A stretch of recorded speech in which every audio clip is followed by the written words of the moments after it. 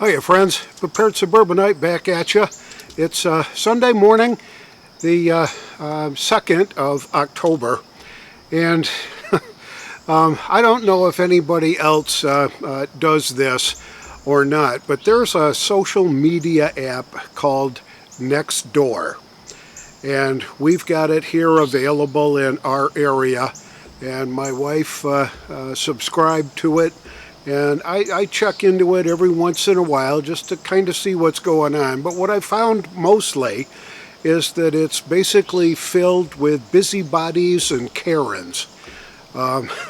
People complaining about walking their dogs and not picking up the mess that their dogs leave behind, and people doing that kind of stuff, complaining about barking dogs in the neighborhood, complaining about the sound of chickens in the neighborhood. See, we do live in a homeowners association area, and while we're not supposed to keep livestock, most people consider their egg-laying chickens their pets.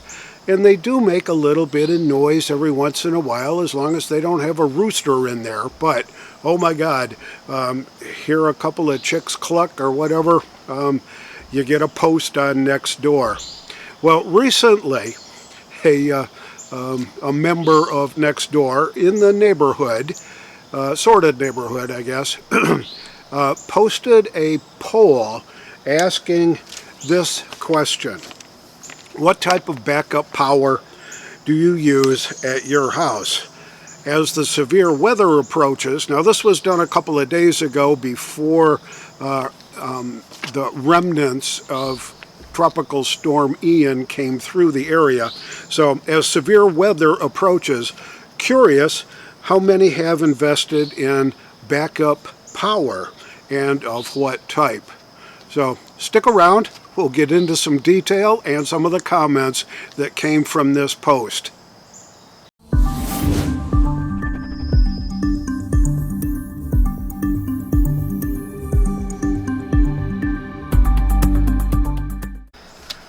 So I'll put the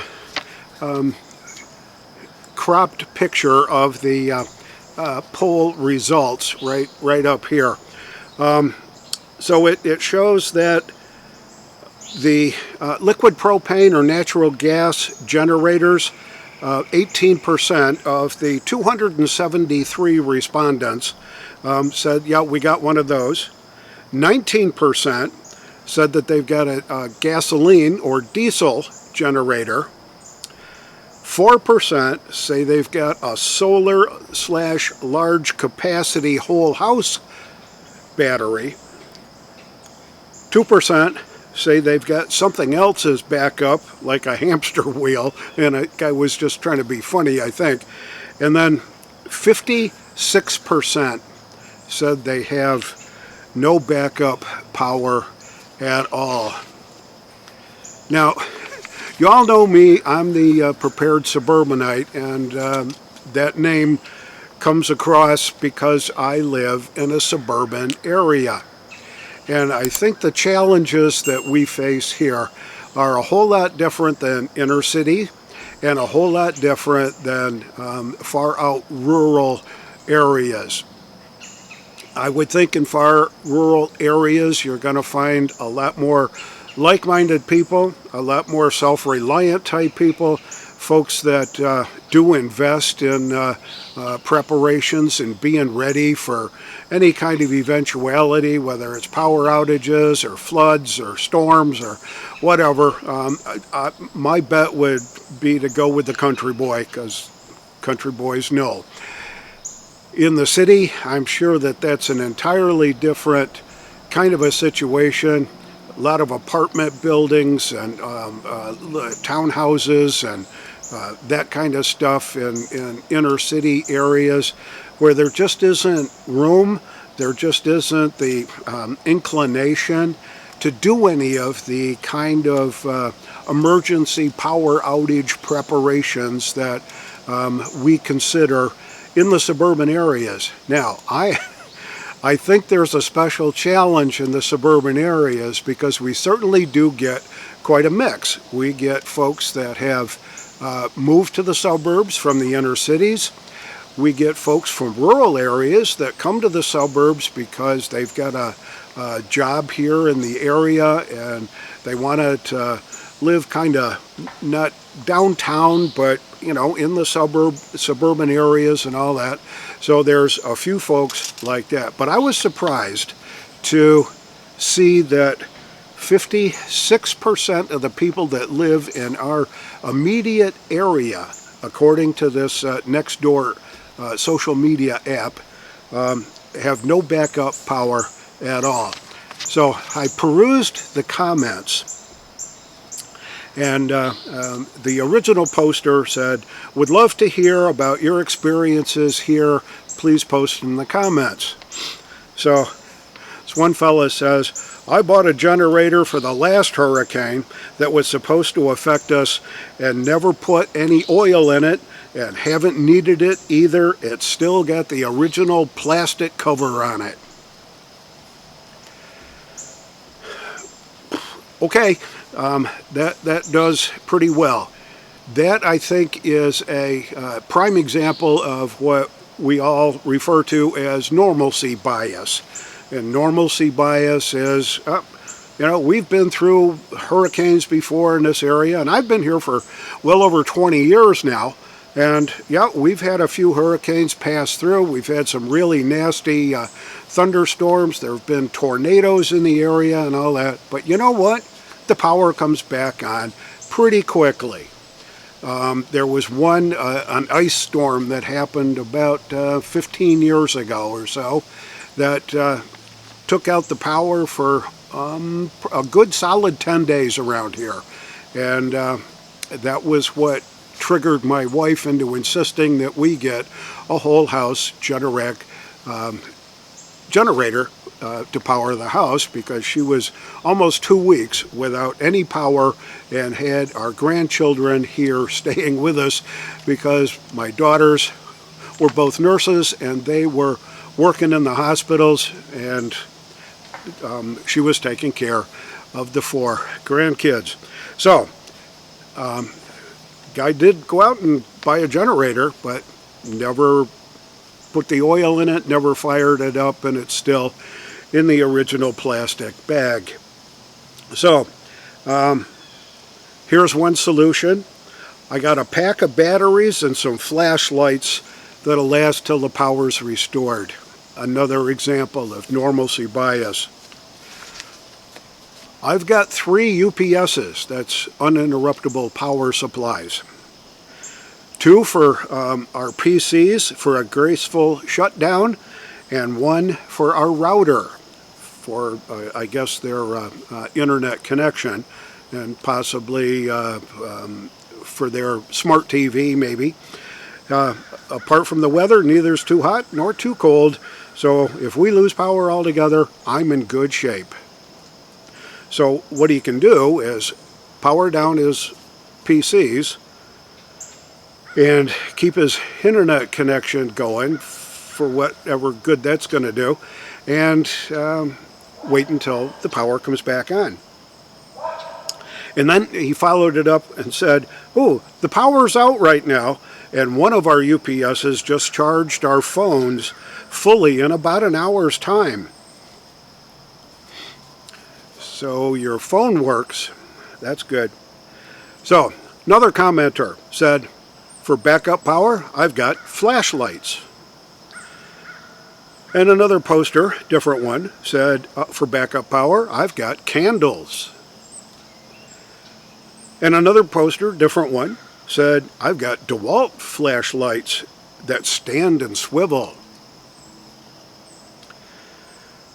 And another different poster says, "I've got candles and flashlights." And then another one says, "Candles and patience." And I presume that's the ability to wait out the power outage till the power comes back on. I have a solar panel, another commenter. I have a solar panel that can also be recharged via an outlet. So using AC or even USB, it's got charging ports and will power devices up to 150 watts. So there you go. You may get a lamp or two on that one. Another poster says, I have 5 generators and 4 are for sale. So I really don't need them. I'll just keep one. Okay. I've got a Generac whole house generator installed by a local company. Has not failed us yet. And then another one, different one, says, I've got a Generac whole house that runs on propane, and it runs our well, our fridge, our freezer, our microwave, the fireplace, a few house lights, and most important of all, our computers. Okay. Helen says, different commenter, no generators here, but we've got blankets and camping gear. And another poster said, we've got a dual fuel gas propane Champion generator that I picked up at Sam's Club yesterday. So the day before the storm came through. And it worked beautifully. Didn't lose food in the freezer. And we airplayed movies and watched TV to pass the time. So that's kind of what I think it's a good sampling of what being a prepared suburbanite's really all about. I'm worried about these folks that they have no concept of what's really coming.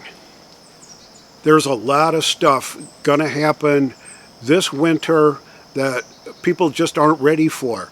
If we've got 56% of the people that say they don't have any backup power, and the folks that do consider themselves having some sort of backup power have flashlights, batteries, candles, and blankets, they're not going to really make it if the power's out for a month or two.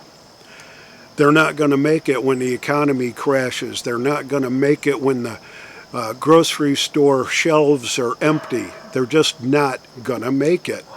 I remember having a conversation with a fella at church, and we were talking about preparedness. And I think what triggered the conversation was that we had just picked up a 40-pound box of chicken. And there was a company used to be around in the area that would allow you to order 40-pound boxes of chicken. And I probably, over the couple of years that we were using that service, and they've gone out of business now, too bad, we probably picked up 3 or 4 40-pound boxes of chicken. And I mentioned to this fella, I said, hey, yeah, we just picked up 40 pounds of chicken, and we freezing some of it, we've canned some of it, and we cooked some up for dinner last night. And he said, 40 pounds of chicken? What are you gonna, I mean, my goodness, you can't possibly eat 40 pounds of chicken. You'd be surprised how much chicken you can go through. But he had no idea. I said, well, how much backup food do you have? And he said, well, I don't know, we go to the store every week and just kind of stock up. So I said, well, do you have a freezer? He said, oh, well, just the one over the top of the fridge, but no standalone chest freezer or anything like that. So I said, well, how much you got in your freezer? He said, oh, there's probably a couple of things of ice cream in there, and maybe some ground beef or some peas or whatever, frozen food. But that's about it. I mean, nothing. I said, well, how about canned goods and stuff like that? What's your pantry look like? He said, oh, there's a few cans of green beans or corn or tomato sauce or this or that, but, you know, a few cans, that's all. I said, okay, well, best of luck to you, pal. But he didn't see anything wrong with that. In fact, he looked at me like I was crazy for investing money in our preps to make sure that we could survive through whatever is coming, and whatever's coming ain't good. I had just recently heard that Zelensky in Ukraine has applied for a fast-track membership to NATO. And if that doesn't sound like a harbinger of the next worldwide conflict, I don't know what it is. Anyway, I'm gonna cut this one short. It's Sunday. We're gonna enjoy our Sunday afternoon with family, and have a great Sunday yourself. This is the Prepared Suburbanite, reminding you to be prepared always, and I'll see you all on the next video.